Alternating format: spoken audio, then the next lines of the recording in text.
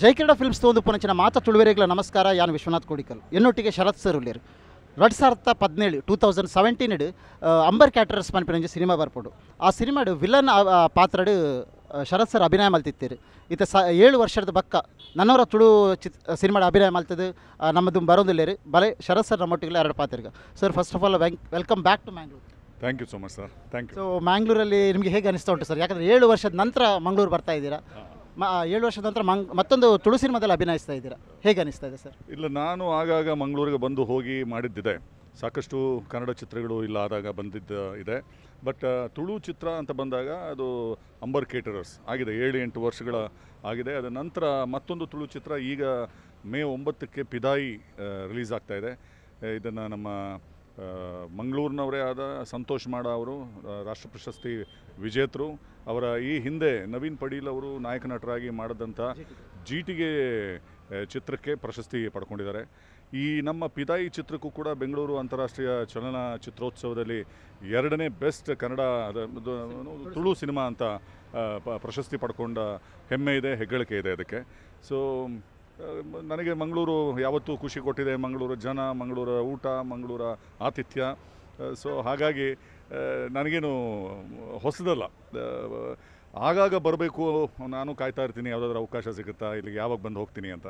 So ಚಿತ್ರೀಕರಣ ಇದ್ದಾಗಲೂ ಬಂದಿದ್ದೀನಿ, ಕೆಲವೊಮ್ಮೆ ಅದು ದೂರ ಆದಾಗ ಕುಟುಂಬವನ್ನು ಕರ್ಕೊಂಡು ನನ್ನ ಮಗ ಅಥವಾ ಮಗಳಿಗೆ ರಜೆ ಬಂದಾಗ ಮಂಗಳೂರಿಗೆ ಬಂದು ಮಂಗಳೂರಿನ ದೇವಸ್ಥಾನಗಳನ್ನು ನೋಡಿ, ಇಲ್ಲಿನ ಒಂದಷ್ಟು ಖಾದ್ಯಗಳನ್ನು ಸೌದು ಎಲ್ಲ ಹೋಗಿದ್ದಿದೆ. ಸೊ ಮಂಗಳೂರನ್ನ ನಾನು ಖಂಡಿತ ಮಿಸ್ ಮಾಡ್ಕೋತೀನಿ, ಆದ್ದರಿಂದ ಆಗಾಗ ಬಂದು ಹೋಗಿ ಮಾಡ್ತೀನಿ.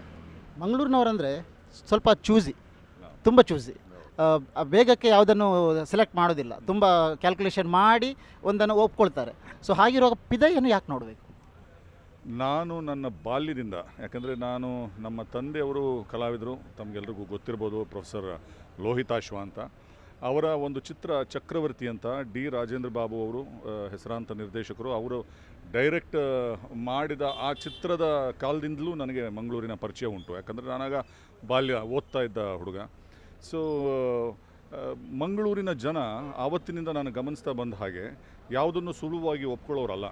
ಅವರಿಗೆ ಕಂಟೆಂಟು ಅಂದರೆ ಚಿತ್ರದ ವಸ್ತು ಅಥವಾ ಅದರಲ್ಲಿ ಏನೋ ಒಂದು ಅವರನ್ನು ಸೆಳೆಯುವಂತಹ, ಅವರ ಬುದ್ಧಿಗೆ ಒಂದು ಚುರುಕು ಮುಟ್ಟಿಸುವಂತಹ, ಬುದ್ಧಿಗೆ ಯೋಚನೆ ಮಾಡುವಂತಹ,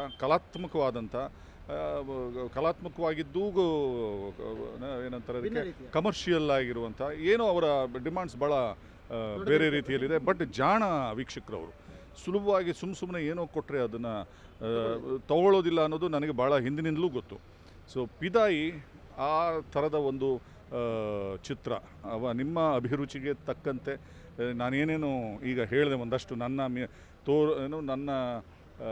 ಮನಸ್ಸಿಗೆ ಏನು ಅನಿಸಿತ್ತು ಈ ಆಡಿಯನ್ಸ್ ಹೇಗೆ ಅಂತ, ಆ ಎಲ್ಲ ವಿಚಾರವನ್ನು ಪೂರ್ಣಗೊಳಿಸುವಂಥ, ಎಲ್ಲ ವಿಚಾರಗಳನ್ನು ಇಟ್ಟುಕೊಂಡಂತಹ ಪಿದಾಯಿ ಅಂದ ತಕ್ಷಣ ಅದೇ ಏನೋ ಬರೀ ಹೆಣ್ಣುಮಕ್ಕಳ ಕತೆ ಅಥವಾ ಮುಟ್ಟಿನ ಕತೆ, ಹೊರಗಿನ ಒಂದು ವಿಚಾರ ಅಂತ ಮಾತ್ರ ಅಲ್ಲ, ಇದು ಒಂದು ಒಟ್ಟು ಕುಟುಂಬದ ಕತೆ.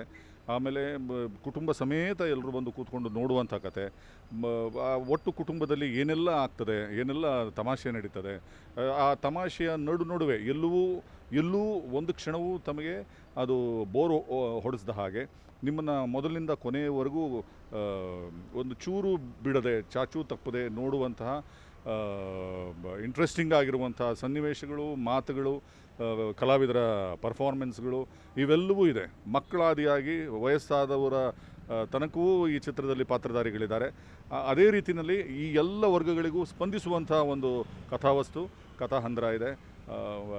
ನಾ ಹೇಳಿದ ಹಾಗೆ ಭಾಳ ಅದ್ಭುತವಾದಂಥ ಅಚ್ಚುಕಟ್ಟಾದಂಥ ಪ್ರತಿಕ್ರಿಯೆ ಈಗಾಗಲೇ ನಮಗೆ ಅದು 2ನೇ ಪ್ರಶಸ್ತಿಯನ್ನು ಬೆಂಗಳೂರು ಚಲನಚಿತ್ರೋತ್ಸವದಲ್ಲಿ, ಅಂತಾರಾಷ್ಟ್ರೀಯ ಚಿತ್ರೋತ್ಸವದಲ್ಲಿ ನಾವು ಗಮನಿಸಿದ್ದೇವೆ.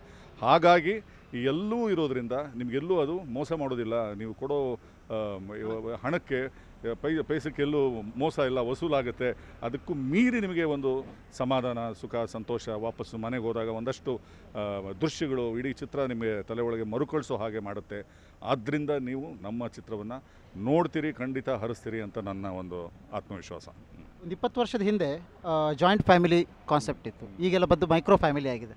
ಸೊ ಈ ಸಿನಿಮಾದಲ್ಲಿ ಜಾಯಿಂಟ್ ಫ್ಯಾಮಿಲಿಗೆ ಸಂಬಂಧಪಟ್ಟದ್ದು ಕತೆ, ಚಿತ್ರಕಥೆ ಏನಾದರೂ ಇದೆಯಾ? ಈ ಇಡೀ ಕಥೆಯೇ ಹಾಗೆ. ಯಾವುದನ್ನು ನಾವು ಕಳ್ಕೊಂಡಿದ್ದೀವೋ, ಒಟ್ಟು ಕುಟುಂಬದ ಒಂದು ವಿಚಾರ ಬಹಳ ನಮ್ಮ ಹಿಂದಿನ ಹಿರಿಯರು ಅದನ್ನು ಒಟ್ಟಿಗೆ ಇಟ್ಟುಕೊಂಡು ಕಾಪಾಡಿಕೊಂಡು ಎಷ್ಟೋ ವರ್ಷಗಳು ನಡ್ಸ್ಕೊಂಡು ಬಂದದ್ದು ಇದೆ. ನಮ್ಮೆಲ್ಲರ ಹಿನ್ನೆಲೆಗೆ ಹೋದಾಗ ನಾವೆಲ್ಲರೂ, ಅಂದರೆ ನಾನೊಬ್ಬ ಅಂತಲ್ಲ, ಎಷ್ಟೋ ಜನರು ಒಟ್ಟು ಕುಟುಂಬದಲ್ಲಿ ಬದುಕಿ ಬಾಳದವರು, ಅವರೆಲ್ಲರೂ ಈಗ ಈ ಚಿತ್ರವನ್ನು ಬಂದು ನೋಡಿದಾಗ ಅವರ ಎದೆ ತುಂಬುತ್ತೆ, ಕಣ್ಣಲ್ಲಿ ನೀರು ತುಂಬಿಕೊಳ್ಳುತ್ತೆ.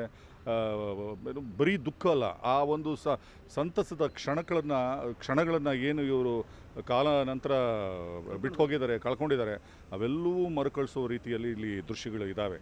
ಸೊ ಹಾಗಾಗಿ ಆ ಅನುಭವಿಸಿದ ಕಾಲವನ್ನು ಮತ್ತೆ ಅವರು ಪಡ್ಕೊಳ್ಬೋದು, ರೀಕಲೆಕ್ಟ್ ಮಾಡ್ಕೋಬೋದು, ಸುಖಿಸ್ಬೋದು, ಮತ್ತೊಮ್ಮೆ ಜೀವಿಸ್ಬೋದು. ಯಾಕಂದರೆ ಇವತ್ತು most of the families nuclear families ಆಗಿ ಕೂತಿದೆ.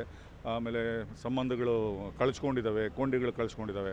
ಸೊ ಅವ್ಯಾವು ಮತ್ತೆ ಕೆಲವರಿಗೆ ನಾನಾ ಕಾರಣಗಳಿಂದ ತಮ್ಮ ಹಿರಿಯರನ್ನು ಇಲ್ಲವಾಗಿಸ್ಕೊಂಡಿದ್ದಾರೆ, ಅವರನ್ನು ಕಳ್ಕೊಂಡಿದ್ದಾರೆ. ಅವೆಲ್ಲದರ ನೆನಪು. ಆಮೇಲೆ ಮತ್ತೆ ಆ ಒಂದು ಕಾಲಕ್ಕೆ ವಾಪಸ್ ಹೋದರೆ ಎಷ್ಟು ಚಂದ ಅಂತ ಕೂಡ ಈ ಚಿತ್ರ ನೋಡಿದವ್ರಿಗೆ ಅನಿಸುತ್ತೆ. ನೋಡಿದವರು ಈ ಭಾವನೆಯನ್ನು ನಮ್ಮ ಹತ್ರ ಹಾಗಾಯಿತು ಅಂತ ನಮ್ಮ ಹತ್ರ ತೋಡ್ಕೊಂಡಿದ್ದಾರೆ. ಥ್ಯಾಂಕ್ ಯು ಸರ್, ಥ್ಯಾಂಕ್ಸ್, ತುಂಬ ಥ್ಯಾಂಕ್ಸ್ ಜೈ ಕಿರಣದೊಟ್ಟಿಗೆ ಮಾತಾಡಿದ್ದಕ್ಕೆ. ತುಂಬ ಥ್ಯಾಂಕ್ಸ್. Thank you.